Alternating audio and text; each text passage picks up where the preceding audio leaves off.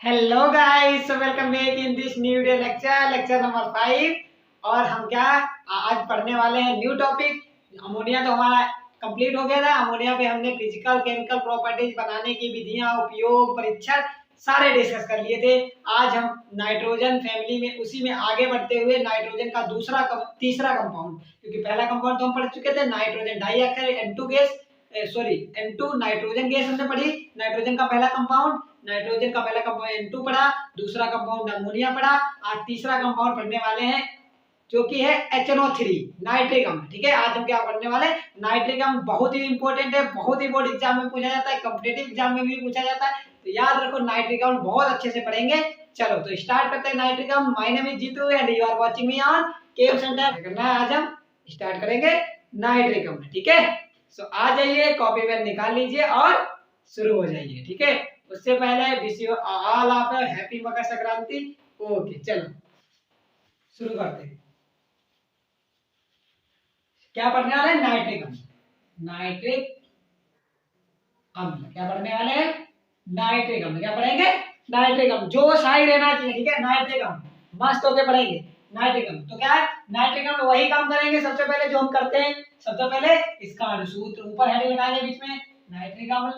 फिर क्या करेंगे, सबसे पहले अणुसूत्र लिखेंगे इसका, फिर लिखेंगे अणुभार लिखेंगे,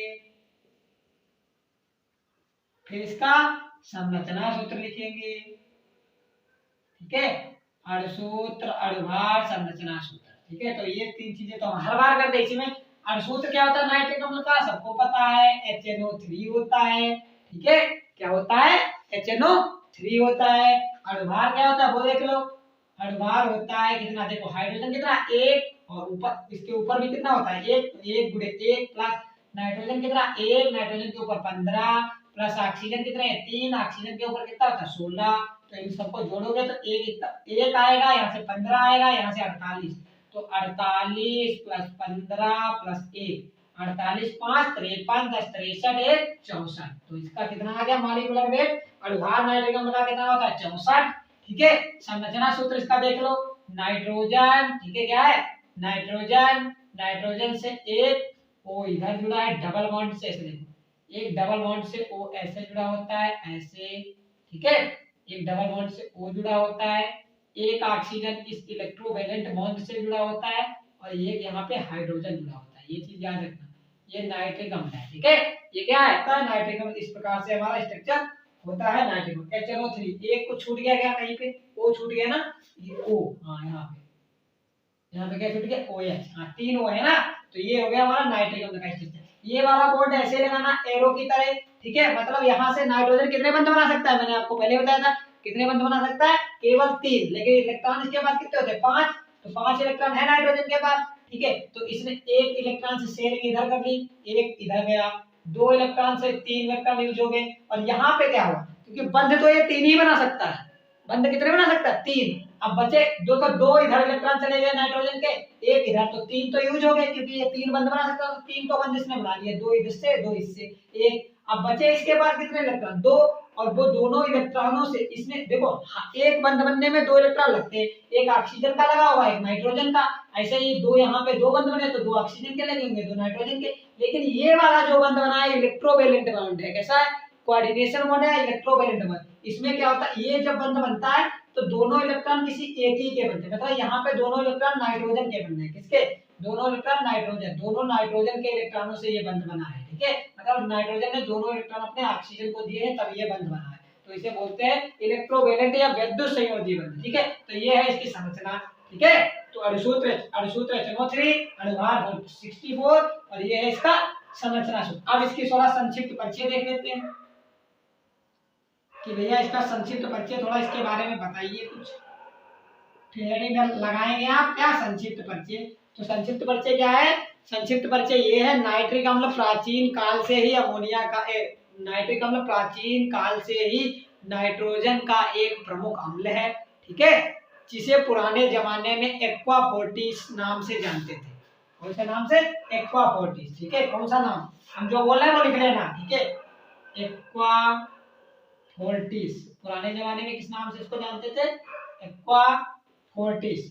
ठीक है, इस नाम से पहले जानते थे। नाइट्रिक अम्ल का ये नाम है, बहुत याद रखना, ये नाइट्रिक अम्ल का बहुत अच्छा नाम है, याद रखना। एक्वा फोर्टिस कहीं भी पूछ लेगा, ठीक है। तो इसके संक्षिप्त परिचय में आप क्या लिखेंगे, नाइट्रिक अम्ल प्राचीन काल से अब नाइट्रोजन का एक प्रमुख अम्ल है, जिसे पुराने जमाने में एक्वा फोर्टिस नाम से जानते थे, ठीक है। लिखो पुराने जमाने में नाइट्रिक अम्ल को, लिखो पुराने जमाने में नाइट्रिक अम्ल को, क्या लिखेंगे, पुराने जमाने में नाइट्रिक अम्ल को। अभी मैं बोल दूंगा, पहले मैं समझा देता हूँ। फिर क्या होता था, एक्वा फोर्टिस कहते थे, वो पुराने जमाने में इसे किससे, जो हमारा जो होता FeSO4 * 7H2, हरा कशिश, इसी को तो बोलते हैं हरा कशिश, ठीक है। FeSO4 * 7H2, ठीक है, ये हरा कशिश था। इसको और, ठीक है, और किसको, नाइट्रिक अम्ल, हरा कशिश और नाइट्रिक अम्ल की क्रिया से हम क्या बनाते थे, हम बनाते थे क्या, नाइट्रिक अम्ल। यहाँ पे HNO3 बन जाता था पुराने जमाने में, ठीक है। तो सबसे पहले क्या, ये बहुत बहुत पहले से ज्ञात है, 1100 BC या AD से ज्ञात है, ठीक है। तो याद रखना, संक्षिप्त परिचय में इतना लिखना है, क्या लिखना है, यह नाइट्रोजन का एक महत्वपूर्ण यौगिक है या अम्ल है, जिसे पुराने जमाने में एक्वा फोर्टिस नाम से जानते थे। फिर लिखना उसके बाद, पुराने जमाने में इसे हरा कशिश, इसका नाम लिख लेना, नाम क्या है, हरा कशिश, क्या नाम है, हरा कशिश या फेरस सल्फेट, हरा कशिश, इसका नाम है सोरा या पोटेशियम नाइट्रेट। हरा कशिश व सोरे के अम्ल से क्रिया करके बनाते थे। उसके बाद सन 1869 में लगभग सन 1869 या कुछ एग्जैक्ट मुझे याद नहीं, हाँ शायद 1869 ही था। उसके बाद सन 1869 में ग्वाबलर, एक वैज्ञानिक आया, कौन, ग्वाबलर, क्या नाम था उनका, ये लिखा ग्वाबलर, ग्वाबलर ने, ठीक है।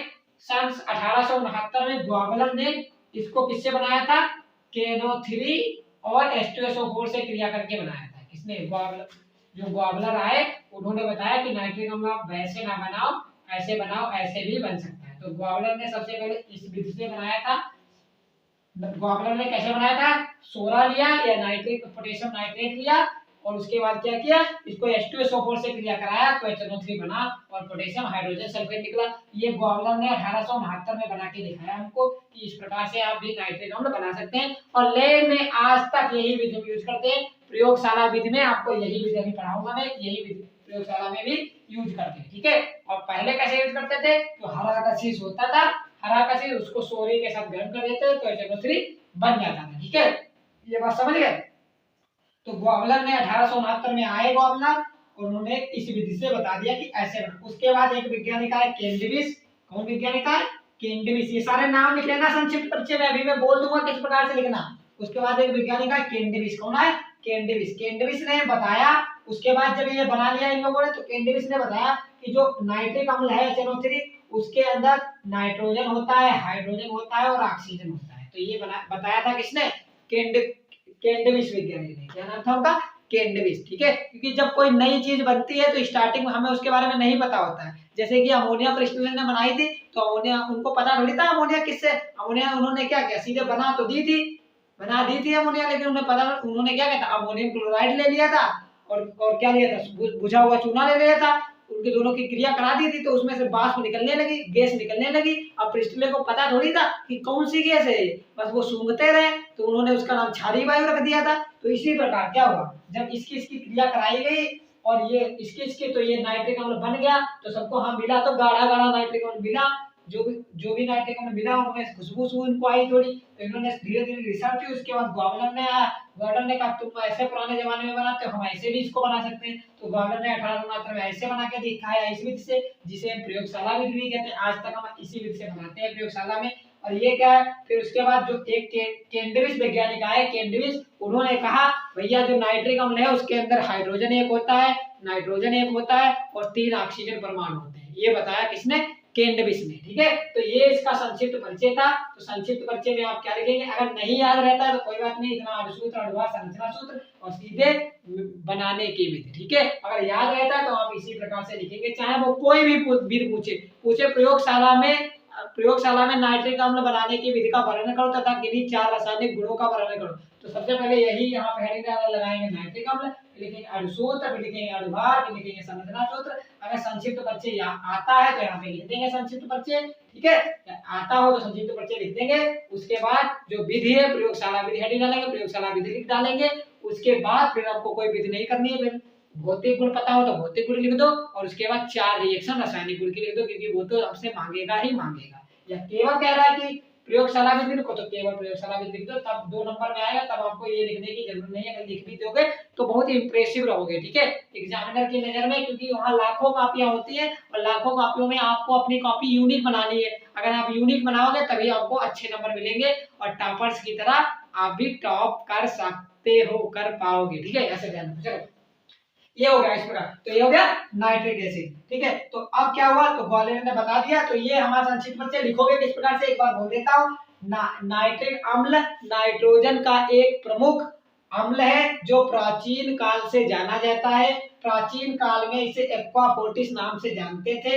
पुराने जमाने में इसे हरा कशीस और सोरे के अम्ल से क्रिया करके बनाते थे। सोरे का अम्ल कहो इसे, या चाहे पोटेशियम नाइट्रेट को, सोरे का अम्ल से क्रिया करके बनाते थे। अगर ये रिएक्शन लिखना चाहा तो लिख लेना, नहीं तो लिखने की कोई जरूरत नहीं, ये रिएक्शन मत ही लिखना, ठीक है। फिर उसके बाद कितना बनाते थे। इसके बाद सन 1869 में ग्वालियर ने पोटेशियम नाइट्रेट और सल्फ्यूरिक अम्ल की क्रिया से इसे बनाया था। उसके बाद कैंडेविस ने आकर बताया कि नाइट्रिक अम्ल में एक हाइड्रोजन परमाणु, एक नाइट्रोजन परमाणु और 3 ऑक्सीजन परमाणु उपस्थित होते हैं, ठीक है, ये बात लिख देना। और उपस्थित, अगर अगली हेडिंग डालना चाहना उपस्थित, तो उपस्थित में सिर्फ इतना ही लिखना है कि नाइट्रिक अम्ल मुक्त अवस्था में नहीं पाया जाता है। प्रकृति में नाइट्रिक अम्ल बहुत कम मात्रा में पाया जाता है, तो वायुमंडल में नाइट्रिक अम्ल थोड़ी भी जाएगा, ठीक है। तो क्या होता है, प्रकृति में नाइट्रिक अम्ल बहुत कम मात्रा में पाया जाता है, इसे हम बहुत ही रेयर विधियों से बनाते हैं। ये बात आप अच्छे से लिख लेंगे, ठीक है। तो इतना लिखने के बाद अब हम डिस्कस करते हैं बनाने की विधि। तो रेज कर दूं मैं इसे, रेज कर दूं इसे, नोट कर लेना, ओके, रेज कर देना। अब हम डिस्कस करेंगे विधि, क्या करेंगे, अब हम डिस्कस करेंगे इसे बनाने की विधि कि हम कैसे इसे बनाते हैं, ठीक है। तो बनाने की विधि डिस्कस करेंगे। Method of preparation of nitric अम्ल, तो HNO3 बनाने की विधि, HNO3 बनाने की विधियां नोट करते रहें, अच्छे से नोट्स प्रिपेयर करते रहें, ठीक है। HNO3 बनाने की विधि नंबर 1 जो बहुत इंपॉर्टेंट विधि है, इसे मिस बिल्कुल ना करें, बहुत इंपॉर्टेंट है, ये 2 नंबर में भी आपसे पूछ ली जाती है, ठीक है। इसका नाम है प्रयोगशाला विधि। भाषा में आज नहीं लिखूंगा, भाषा में अभी बोल दूंगा, आप लिख लेंगे प्रयोगशाला विधि।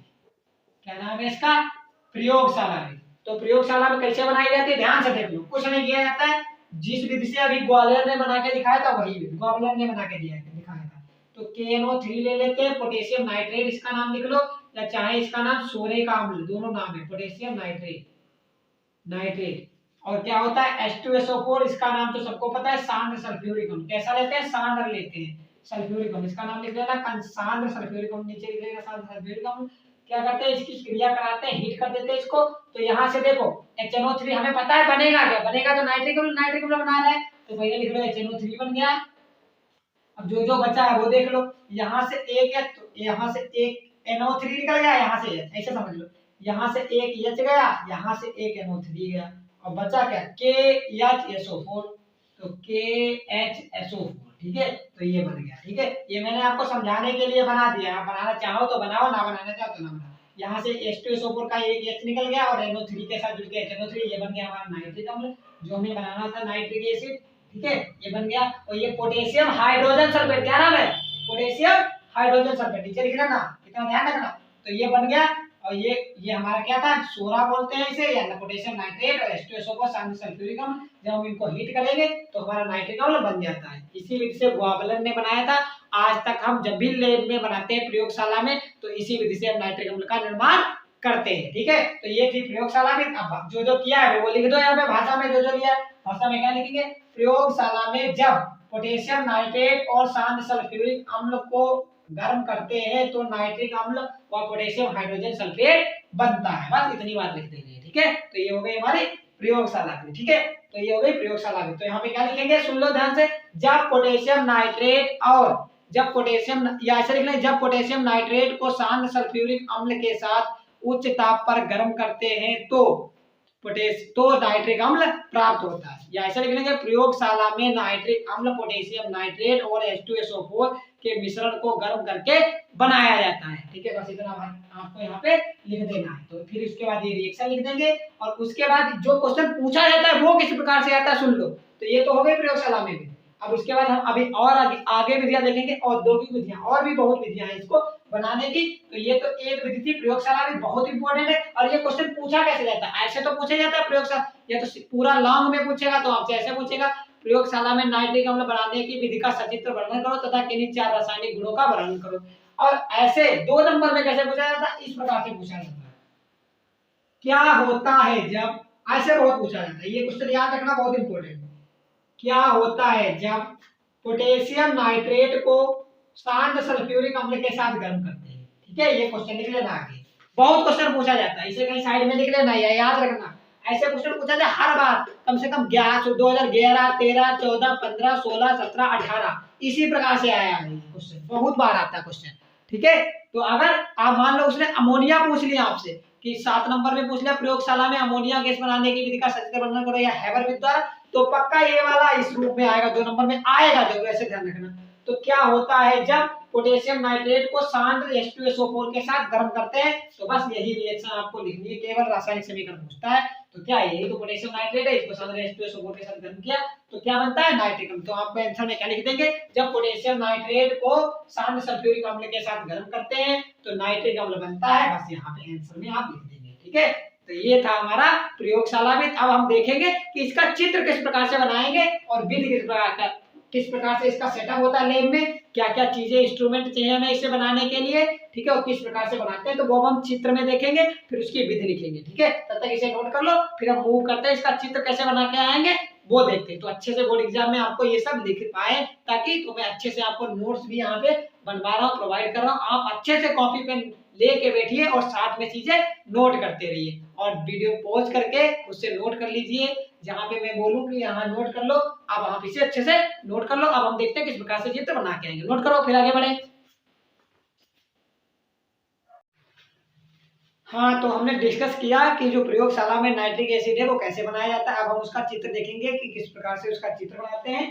ठीक है, और क्या उसका प्रोसेस है, वर्किंग प्रोसेस क्या है, किस प्रकार से वो विधि में हम लिख के आएंगे क्या क्या चीजें। अब देखते हैं इसकी विधि क्या होती है। तो सबसे पहले हम क्या करते हैं, जब नाइट्रिक अम्ल बनाते हैं तो सबसे पहले एक फ्लास्क लेते हैं जिसको रिटार्ट बोलते हैं, रिटार्ट लेते हैं, क्या लेते हैं, रिटार्ट। ये जो मुड़ा हुआ फ्लास्क दिख रहा है इस टाइप का फ्लास्क होता है हमारे पास लैब में, उसे हम रिटार्ट बोलते हैं, क्या बोलते हैं, रिटार्ट बोलते हैं। तो इसको एक रिटार्ट लेते हैं और जो जो हमें उसमें मिलाना है, जो भी पोटेशियम नाइट्रेट और H2SO4 उसमें हम डाल देते हैं। तो हमने ये H2SO4 डाल दिया और ये जो है ये वाला ये पोटेशियम नाइट्रेट है, इसमें हमने भर दिया। ठीक है, फिर क्या करते हैं, इसको स्टैंड से इस प्रकार से कस देते हैं, स्टैंड की सहायता से, और इधर एक कटोरा ये ले लेते हैं, टैंक उसमें क्या करते हैं, वाटर भर लेते हैं। ठीक है, क्या भर लेते हैं, वाटर, और ये ग्राही ले लेते हैं, इसका क्या नाम है, ग्राही। और इसकी मदद की ये जो रिटार्ड होता है ऐसा मुड़ा, इसको एक परख नली से हम क्या कर देते हैं, जोड़ देते हैं, और इस नली को इसमें लाके छोड़ देते हैं। ठीक है, इस नली को इस ग्राही के मुंह में लाके ऐसे छोड़ देते हैं। तो इसका नाम क्या है, रिटार्ड, इसका नाम क्या है, ग्राही।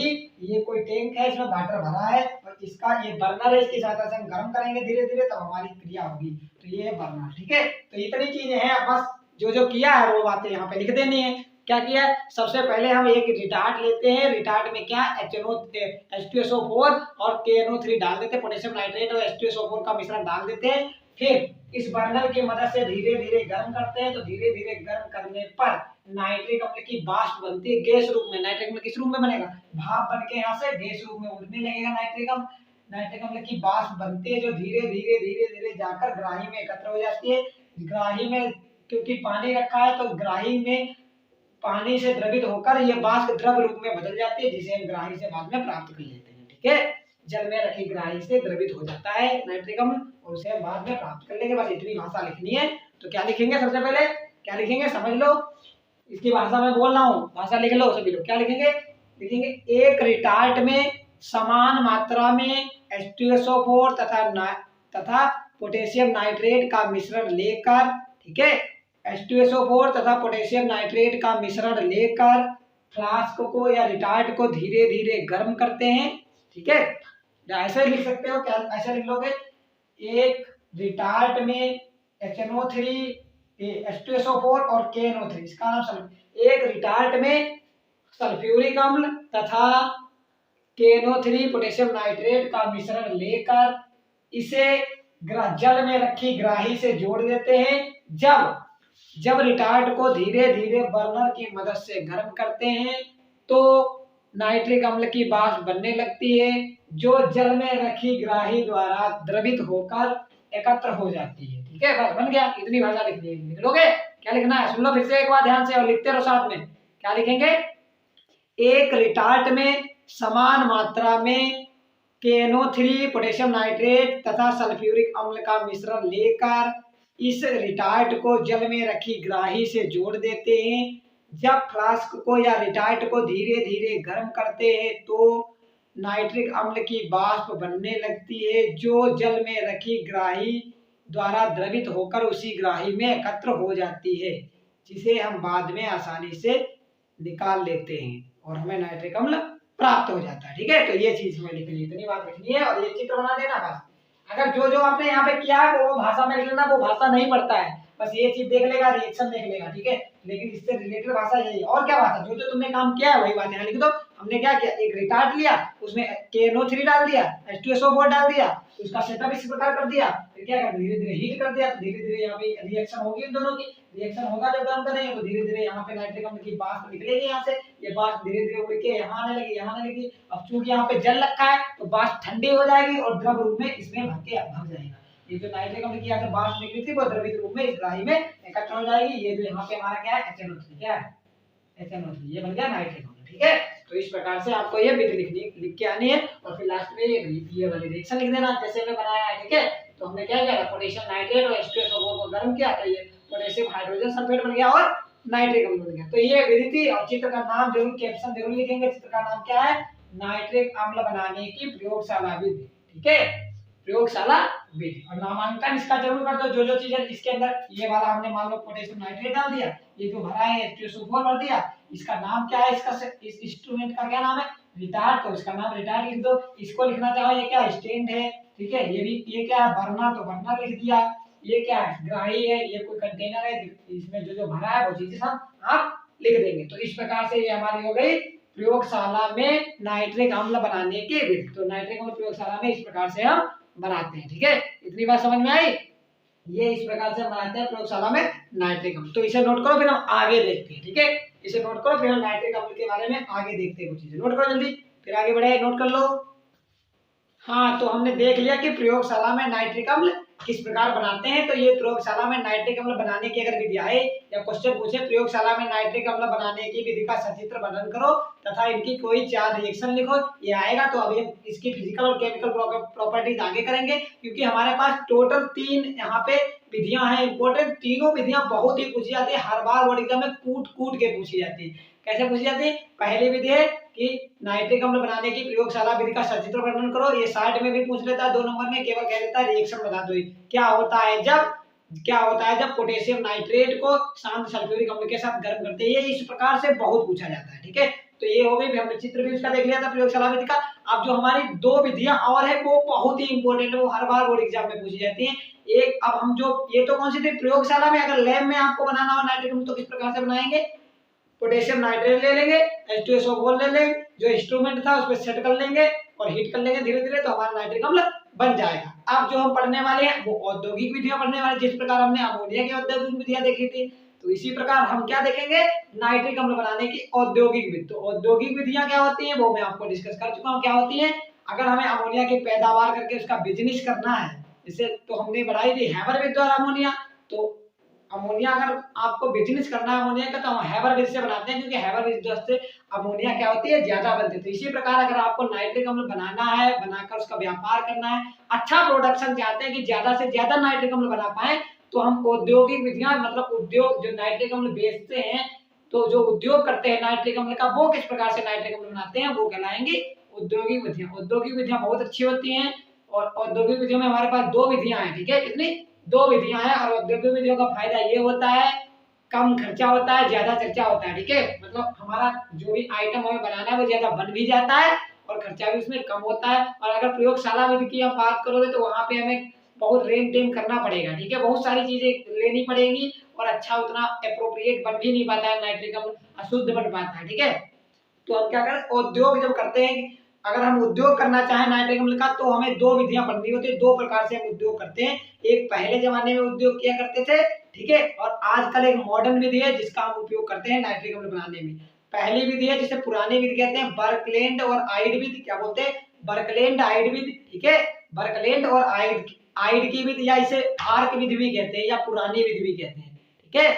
या तो कहे बर्कलैंड व आइड विधि, ऐसे क्वेश्चन पूछ लेगा, बर्कलैंड व आइड की आइड विधि द्वारा नाइट्रिक अम्ल बनाइए, या ऐसे पूछ ले पुरानी विधि द्वारा नाइट्रिक अम्ल बनाइए, या ये पूछ ले आर्क विधि द्वारा नाइट्रिक अम्ल बनाइए। तो इसका मतलब एक ही है कि बर्कलैंड और आइड विधि पूछ रहा है, ठीक है। तो एक विधि ये है, ये पुरानी विधि हो चुकी है, पहले जमाने में इस विधि से बनाते थे।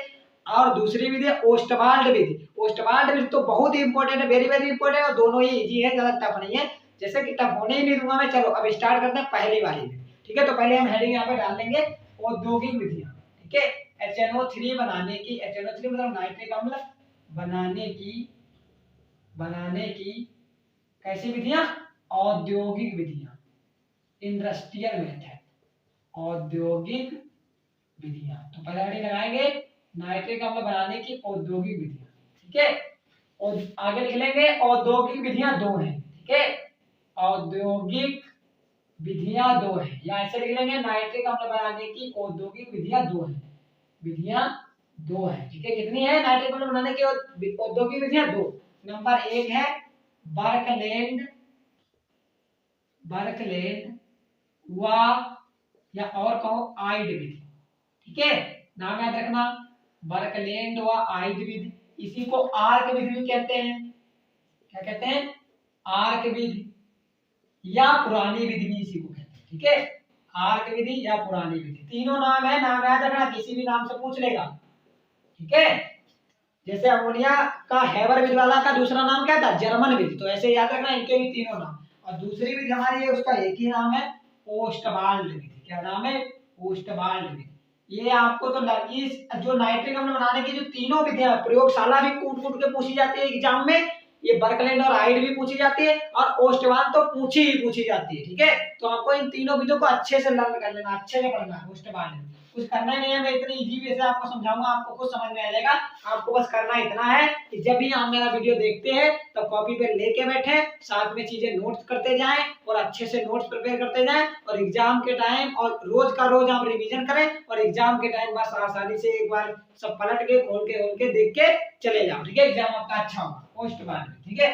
तो हमें आज पढ़नी कौन सी है, बर्कलैंड व आइड विधि, क्योंकि हम प्रयोगशाला पढ़ चुके हैं, अब हम इस विधि को हम डिस्कस करेंगे। तो पहले अब हम हेडिंग लगाएंगे बर्कलैंड व आइड विधि, बर्कलैंड व आइड, ठीक है। क्या करेंगे, बर्कलैंड व आइड विधि हम डिस्कस करेंगे। क्या डिस्कस करेंगे, बर्कलैंड व आइड विधि, ठीक है। या तो इसे पुरानी विधि कह लो या आर्क विधि कह लो, तीनों इसी के नाम, वो आपको पता है, नाम मैंने तीनों बता दिए, लिख लेना अपनी कॉपी में, ठीक है। तो बर्कलैंड व आइड विधि, तो बर्कलैंड व आइड विधि में कैसे नाइट्रिक अम्ल बनाया जाता है, बहुत सिंपल है यार, बहुत सिंपल। देखो बर्कलैंड व आइड ने क्या किया, नाइट्रोजन गैस ली, ऑक्सीजन गैस ली, और आपको पता है एन एन के बीच में तीन बंध होते हैं, इनकी बंधन ऊर्जा बहुत ज्यादा होती है। तब जब भी ये किसी से रिएक्शन करते हैं, तो क्या मैंने बताया था जब नाइट्रोजन पढ़ाया था, जब भी ये रिएक्शन करेंगे तो उच्च ताप व उच्च दाब की जरूरत होगी। तो यहाँ पे लिख लेंगे क्या, उच्च ताप, क्या लिख लेंगे, उच्च ताप पर क्रिया करें, तो उच्च ताप पर क्रिया करती है तो ये बना लेती है 2N, और माइनस की 43.2 किलो कैलोरी ऊर्जा भी निकलती है, इतनी ऊर्जा। ये ऊर्जा नहीं भी लिखोगे तब भी कोई दिक्कत नहीं है, ठीक है, माइनस 43.2 किलो कैलोरी, सॉरी ऊर्जा निकलती नहीं है। अब यहाँ पे देखो अमोनिया में यहाँ पे क्या लिखा था, 24.3 किलो कैलोरी निकला था अमोनिया में, तो उसमें प्लस लगा था, यहाँ पे माइनस लगा है, इसका मतलब इतनी ऊर्जा हमें देनी पड़ेगी। इसका मतलब ये रिएक्शन कैसी है, इंडोथर्मिक। ये क्या है, इंडोथर्मिक रिएक्शन, मतलब उष्मा शोषी है, और वो अमोनिया वाली रिएक्शन कौन सी थी, उष्मा क्षेपी, उसमें रिएक्शन हो जाने के बाद निकलती थी उष्मा, और इसमें तो उष्मा देनी पड़ रही, इसलिए ये माइनस लगा, ये बात ध्यान रखोगे, ठीक है।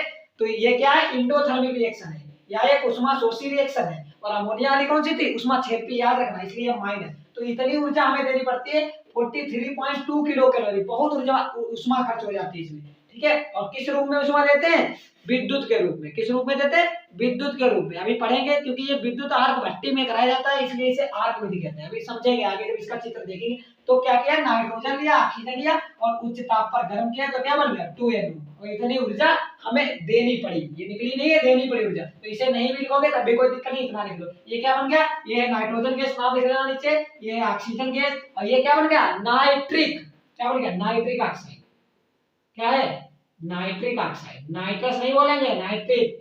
ठीक है, तो ये बन गई नाइट्रिक ऑक्साइड। फिर क्या हुआ, ये नाइट्रिक ऑक्साइड उठा के लाए, ये नाइट्रिक ऑक्साइड उठा के लाए, फिर इसकी क्रिया कराई ऑक्सीजन से। फिर से इसने ऑक्सीजन से क्रिया की। तो अब की क्रिया कर ली और क्रिया करके बना ली 2NO2। क्या बना ली, 2NO2। ठीक है, देखो रिएक्शन बैलेंस है, 2N यहाँ पे, 2N यहाँ पे, 4 ऑक्सीजन यहाँ पे, 4 ऑक्सीजन यहाँ पे। फिर इसने क्रिया की तो ये था नाइट्रोजन मोनोऑक्साइड को या नाइट्रिक ऑक्साइड को, और ये बन गया नाइट्रोजन डाइऑक्साइड। तो अब की बार क्या बन गया, इधर नाम लिख लेना, मैं इधर नाम लिख दे रहा हूँ, नाइट्रोजन डाइऑक्साइड। फिर उसके बाद क्या हुआ, उसके बाद ये जो नाइट्रोजन डाइऑक्साइड था वो यहाँ नीचे आया। नाइट्रोजन डाइऑक्साइड नीचे आया, उसने वाटर से क्रिया की। किससे क्रिया की, वाटर से। जब इसने नाइट्रोजन डाइऑक्साइड में वाटर से क्रिया की तो इसने बना लिया HNO3 बना लिया और HNO2 बना लिया। ठीक है, बस यही विधि है। ये क्या है, नाइट्रिक अम्ल हमारा बन गया, जो हमें बनाना था, जिसकी आस थी, जिसकी चाह थी हमें, वो हमने पा लिया। ठीक है, और ये हमारा बन गया नाइट्रस। ये नाइट्रिक अम्ल है, ये नाइट्रस अम्ल है, नाइट्रस एसिड। ठीक है, नाम लिख लेना, ये क्या बनेगा, नाइट्रिक अम्ल, और ये क्या बनेगा, नाइट्रस अम्ल। तो इस विधि में कुछ नहीं होता है, सबसे पहले N2 और O2 लेते हैं, इन्हें उच्च ताप पर गर्म करते हैं तो NO बनती है। फिर ये NO, 2 NO बनी, दोनों के दोनों NO उठा लाओ यहाँ पे, फिर से ऑक्सीजन से क्रिया करा दो तो NO में और ऑक्सीजन एक जुड़ जाएगी तो बन जाएंगे 2 NO2। फिर 2 NO2 को यहाँ से यहाँ उठा लाओ नीचे रिएक्शन में, 2 NO2 प्लस उससे वाटर से क्रिया करा दो तो एक HNO3 बन जाएगा, एक HNO2 बन जाएगा। ठीक है, ये इसी रिएक्शन को क्या कहते हैं, बर्कलैंड व आइड विधि द्वारा नाइट्रिक अम्ल का निर्माण। तो इस प्रकार से बर्कलैंड ने और आइड, दो वैज्ञानिक थे, बर्कलैंड और आइड, इन्होंने क्या किया था, नाइट्रिक अम्ल का पहली बार निर्माण, जो भी पहली बार इन्होंने इस विधि से बनाया था उद्योग करने के लिए। ठीक है, इसलिए इसका नाम रख दिया गया बर्कलैंड व आइड। तो बहुत इजी है, कुछ में टफ नहीं है। सबसे पहले क्या करेंगे, सुन लो मेरी तरफ, देखो ध्यान से, क्या करना, नाइट्रोजन N2 गैस और O2 गैस, इन दोनों को गर्म करना है उच्च ताप पर। तो N2 प्लस O2 2NO बना लिया। क्या बना लिया, 2NO। N2 plus O2 2NO, NO बना। अब ये दोनों NO उठा के इधर ले आओ, दोनों NO उठा के इधर ले आए, फिर oxygen plus 2NO plus O2, तो 2NO में O2 जुड़ गया तो 2NO2 बन गया, इधर 2NO2 आ गया। फिर से क्या करो, फिर 2NO2 लाओ इधर और 2NO2 को वाटर से H2O से क्रिया करा दो तो HNO3 बन जाएगा और HNO2 बन जाएगा। बस इतनी बात ध्यान रखनी है।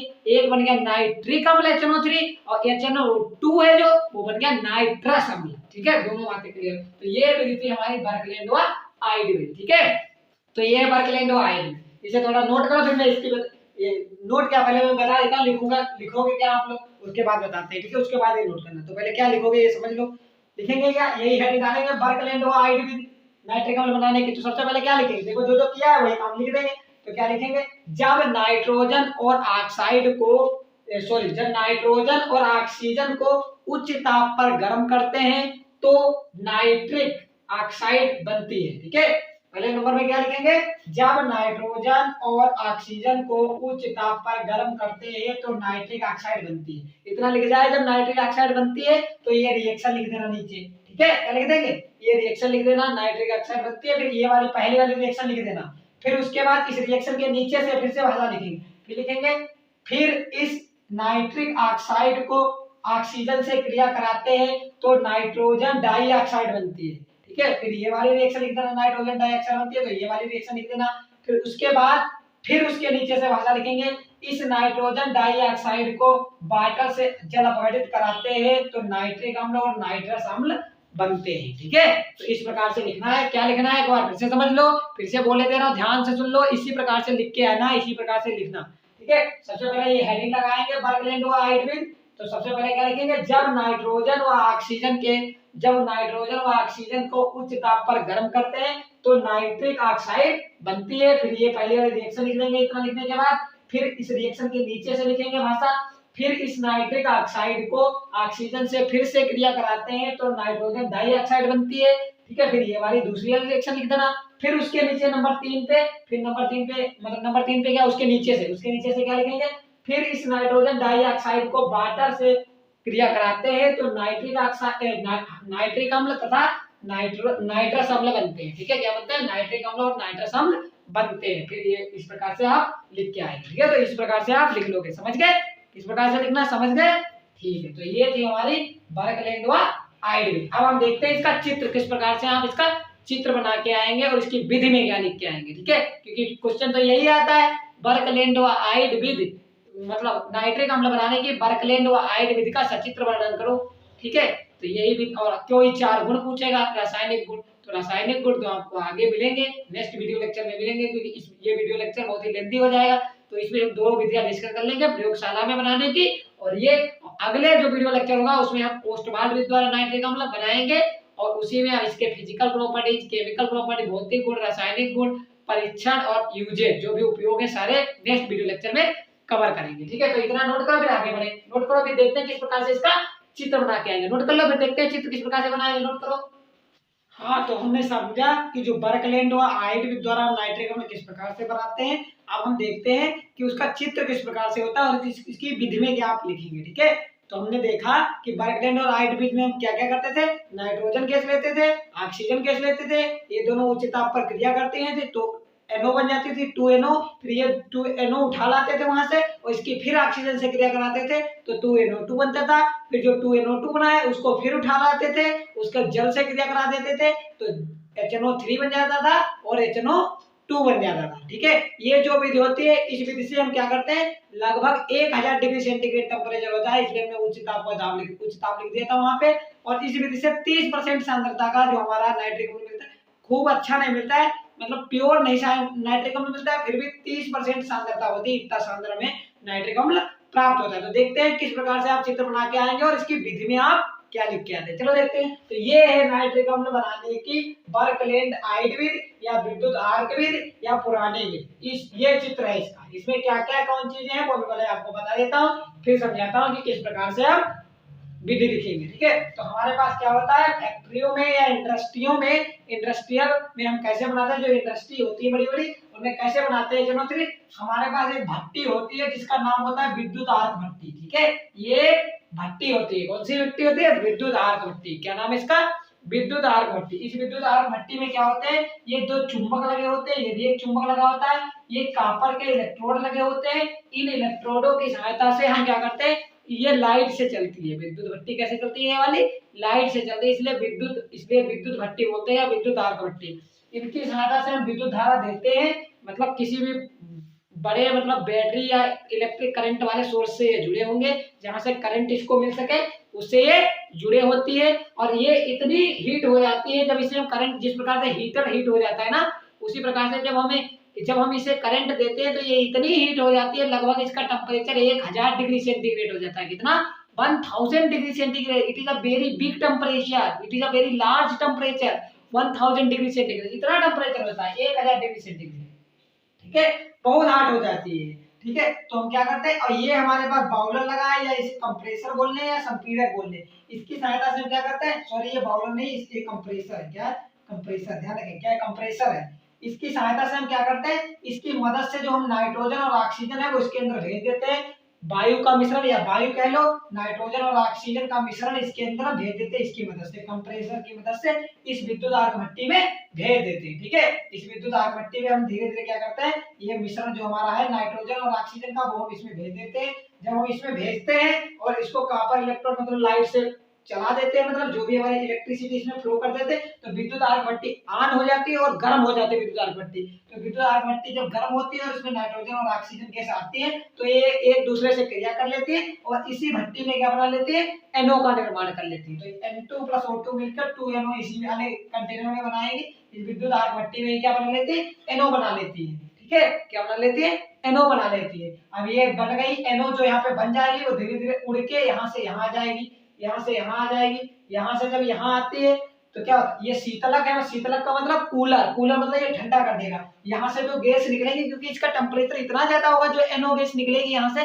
नाइट्रिक ऑक्साइड, उसका टेम्परेचर बहुत ज्यादा होगा, क्योंकि विद्युत आर्क भट्टी से होके आई, तो उसको ठंडा करने के लिए ये शीतलक आएगा। तो वो गैस NO गैस यहाँ से आएगी और ये शीतलक उसको ठंडा कर देगा। ठीक है, ठंडा करने के बाद वो गैस यहाँ से इस बॉयलर में जाएगी। कहाँ जाएगी? इस बॉयलर में जाएगी। इस बॉयलर का काम होता है कि ये गैस जब ज्यादा ठंडी होती है, मतलब शीतलक है तो शीतलक है, अब गैस बहुत ठंडी हो जाती है शीतलक में क्या होती है, ज्यादा ठंडी हो जाती है। अगर गैस ज्यादा ठंडी हो जाती है तो ये उसी हिसाब से इसका टेम्परेचर थोड़ा बढ़ा देता है, कि जिस कारण ये रिएक्शन तो कर सके। अब मान लो बहुत गैस ठंडी हो गई तो वो अब भैया आगे रिएक्शन ही नहीं कर पाएगी, तो ये थोड़ा उसका फिर टेम्परेचर बढ़ा देता है। ये उसे को मान लो यहाँ से जो गैस थी उसका टेम्परेचर कम बहुत ज्यादा था, इस भट्टी से निकली गैस, तो यहाँ से यहाँ आए तो इसने ठंडा किया, इस कूलर ने शीतलक ने ठंडा कर दिया। फिर अगर ज्यादा ठंडा हो जाएगा तो उसी हिसाब से ये बॉयलर लगा, ये फिर उसको थोड़ा गर्म कर देगा। ठीक है, तो जब यहाँ तक NO आई, फिर NO के बाद ये ऑक्सीकारक कक्ष है, जहाँ पे ऑक्सीजन उपस्थित होती है, इसलिए इसे ऑक्सीकारक कक्ष बोलते हैं, ऑक्सीकारक टावर। जब NO गैस यहाँ से NO बन के आई थी, तो NO यहाँ तक आई। फिर NO जैसे ही इस टावर में आई ऑक्सीकारक कक्ष में, यहाँ ऑक्सीजन रखी थी O2, तो 2NO और O2 मिले और इसी कक्ष में क्या बना ली, NO2, 2NO2 बना ली, मतलब नाइट्रोजन डाइऑक्साइड बन गया। किस कक्ष में बनती है? ऑक्सीकारक कक्ष में। फिर ये 2 है किस रूप में? गैस रूप में बनती है NO2। तो NO2 यहाँ से धीरे धीरे उड़ के यहाँ से इस कक्ष में आ जाएगी। ठीक है, इस कक्ष में आ जाएगी। ठीक है, इस वाले कक्ष में आ जाएगी, जिसमें क्वार्ट्ज, ये क्या भरा है? क्वार्ट्ज के टुकड़े हैं, झामा पत्थर के, झामा पत्थर क्वार्ट्ज के बने झामा पत्थर, या सीधे बोल दो क्या भरा है? क्वार्ट्ज भरा है। और ऊपर से ये क्या गिर रहा है? वाटर गिर रहा है। क्या गिर रहा है? वाटर। ये क्या गिर रहा है? वाटर। ठीक है, तो यहाँ से जो NO2 गैस बन के आएगी वो यहाँ से इसमें जाएगी, इस वाले कंटेनर में, और जैसे ही इस टावर में जाएगी या इस कंटेनर में जाएगी, यहाँ पानी गिर रहा है ऊपर से, तो पानी से क्रिया कर लेगी। तो 2NO2 जब पानी से क्रिया करती है, ये क्रिया करेगी H2O से, तो हमारी किसमें बदल जाएगी? HNO3 में और HNO2 में, नाइट्रिक अम्ल में और नाइट्रस अम्ल में, और हमें नाइट्रिक अम्ल हमारा प्राप्त हो जाएगा। ठीक है, और उसको हम यहाँ से निकाल लेंगे। ठीक है, ये क्या हमारा ग्राही है, इसमें हम इकट्ठा कर लेंगे। ठीक है, द्रव यहाँ से तो गैस रूप में निकली थी नाइट्रिक ऑक्साइड, और जैसे ही उसने पानी से क्रिया किया, पानी ज्यादा मात्रा में यहाँ पे, तो क्या हो जाएगा?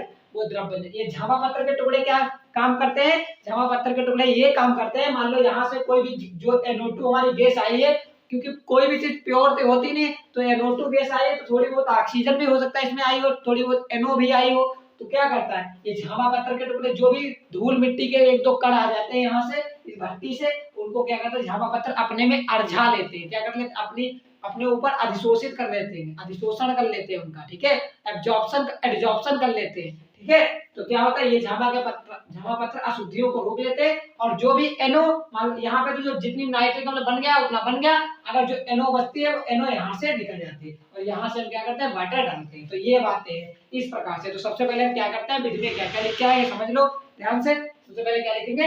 नाइट्रोजन और ऑक्सीजन का मिश्रण संपीड़क की मदद से सबसे पहले विद्युत आर्क भट्टी में प्रवेश करते हैं। ठीक है, सबसे पहले विद्युत आर्क भट्टी में प्रवेश करते हैं, जहां नाइट्रोजन और ऑक्सीजन से क्रिया करके नाइट्रोजन ऑक्साइड बनाती है या नाइट्रिक ऑक्साइड बनाती है। क्या बनाती है? नाइट्रिक ऑक्साइड बनाती है। फिर इस नाइट्रिक ऑक्साइड को शीतलक में पहुंचाते हैं, जहां ये नाइट्रिक ऑक्साइड ठंडी की जाती है।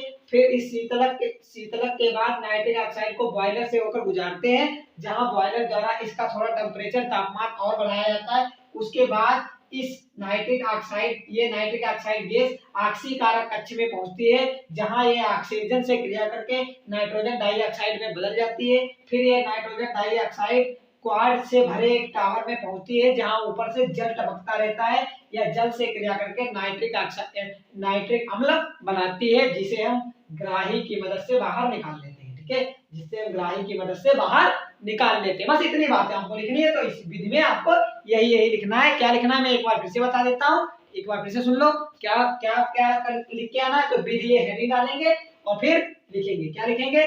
नाइट्रोजन और ऑक्सीजन के मिश्रण को, सुनो मेरी बात साथ में लिखते रहो।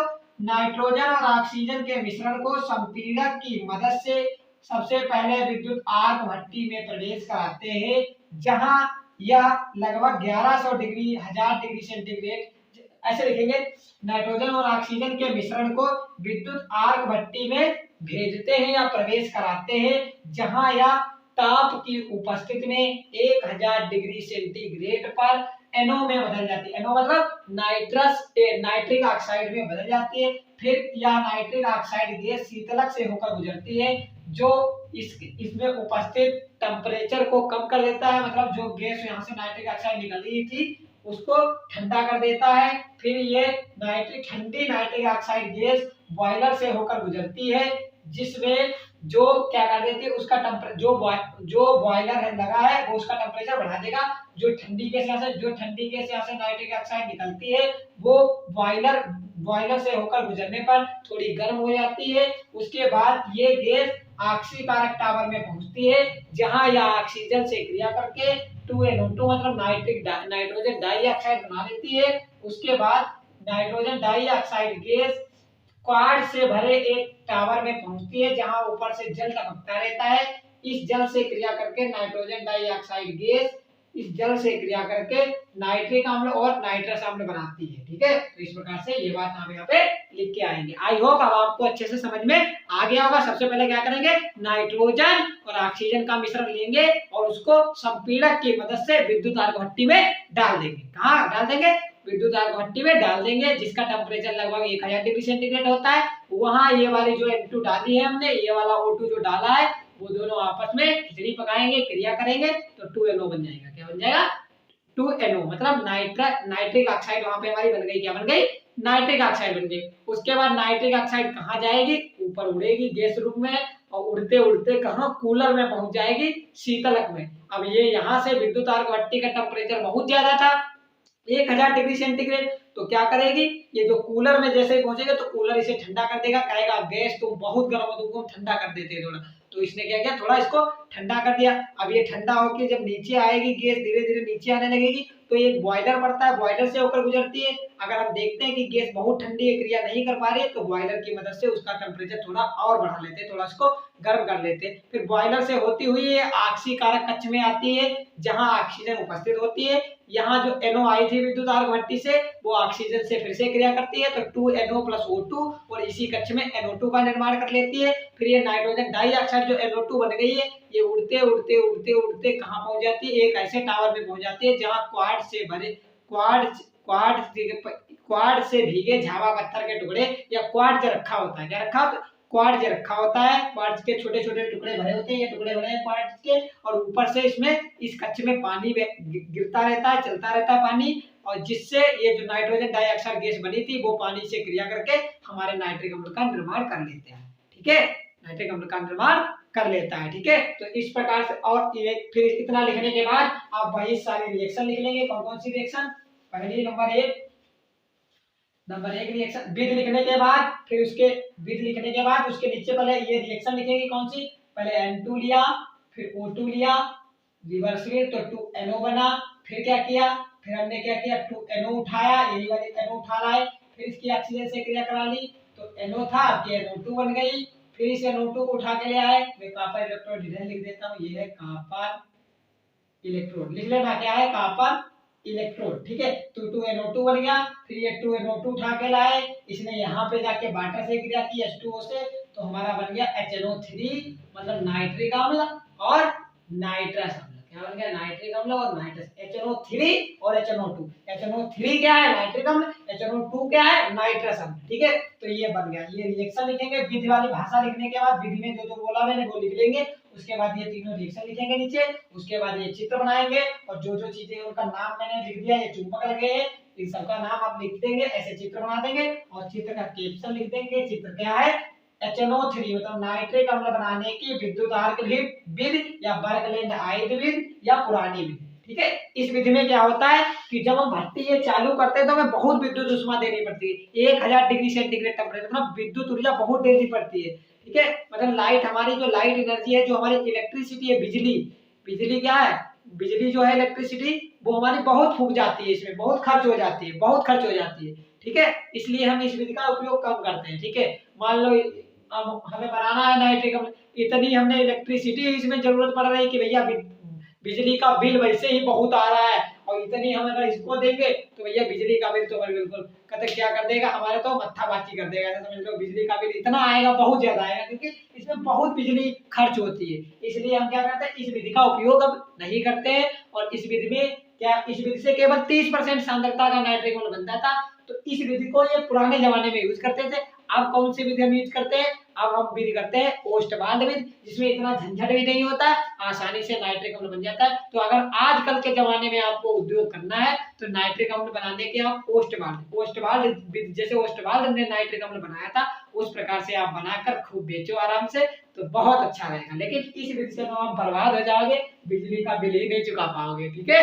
तो ऐसा ध्यान रखना। तो ये विधि में बहुत विद्युत ऊर्जा ह्रास होती है और बिजली की बहुत जरूरत है, इसलिए इस विधि को अब हम ज्यादा यूज नहीं करते। लेकिन हाँ, इससे बनता है नाइट्रिक अम्ल, तो विधि तो है, बनता है तो बढ़ना तो पड़ेगा।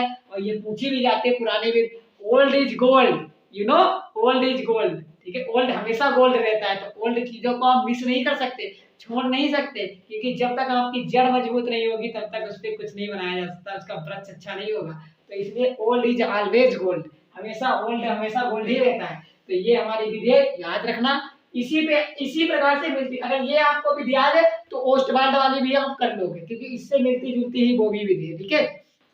तो ये था हमारा नाइट्रिक अम्ल बनाने की प्रयोगशाला विधि और बर्कलैंड आइड विधि। तो प्रयोगशाला विधि में मैंने पढ़ा दी, बर्कलैंड व आइड विधि भी पढ़ा दी, जिसका दूसरा नाम विद्युत आर्क विधि है, तीसरा नाम पुरानी विधि है। तो ये था आज का हमारा नाइट्रिक अम्ल का टॉपिक। नेक्स्ट वीडियो लेक्चर में हम पढ़ेंगे ओस्टवाल्ड विधि द्वारा नाइट्रिक अम्ल and the physical and chemical properties of nitric अम्ल, ठीक है। नाइट्रिक अम्ल की जो रासायनिक गुण है, भौतिक गुण है, वो भी डिस्कस करेंगे। और लास्ट वीडियो लेक्चर में हमारा क्या हो जाएगा, ये जो नाइट्रिक अम्ल वाला टॉपिक है ये पूरा कंप्लीट हो जाएगा। फिर उसके बाद हम फास्फोरस के अम्ल पढ़ेंगे, मतलब फास्फोरस के तत्व पढ़ेंगे, जो भी फास्फोरस के यौगिक हैं वो पढ़ेंगे। ये तो हम नाइट्रोजन के यौगिक पढ़ रहे हैं, क्योंकि नाइट्रोजन NH3 पढ़ा, N2 पढ़ा और HNO3 पढ़ा, ये सब नाइट्रोजन के यौगिक हैं।